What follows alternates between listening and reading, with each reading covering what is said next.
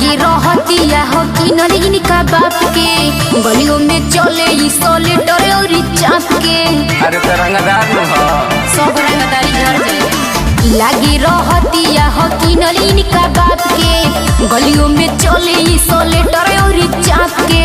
अभी हुए देख लो चलावे के नालूर उड़ी आवतावे धूर हमरा उड़हनी में का दुनी पोछले बा पोछले बा अरे पोछले बा। अरे ओकरा के समझा।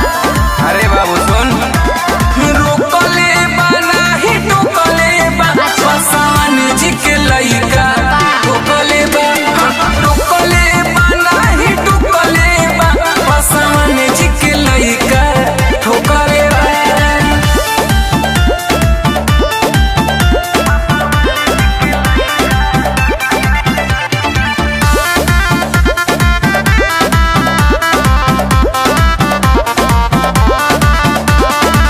सारा लेटा गोइले माटी में सोनीज हो केनरो दौर दी बड़ वैसन चीज हो समझ लो।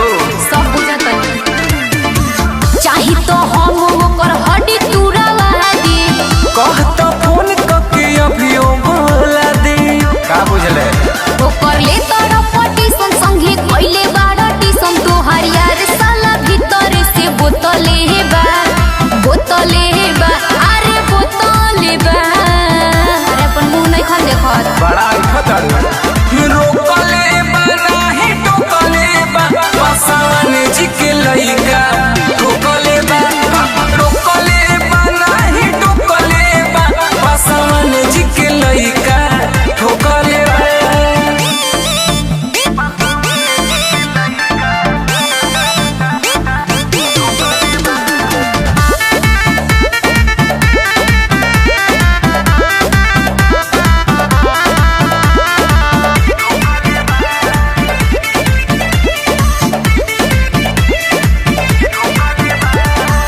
प्रेमी मंजूल प्यारे हो खेला ना ऐसे।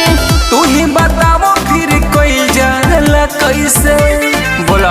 अरे हम का बोली अभी दिमागी के तू दही जनी कर नफरत के रानी हो वही बहन कर हमार चुमी की उगाल सारा कोइले बाटे लाल देखता तो हुसे हेने खोर क चले बा खोर क चले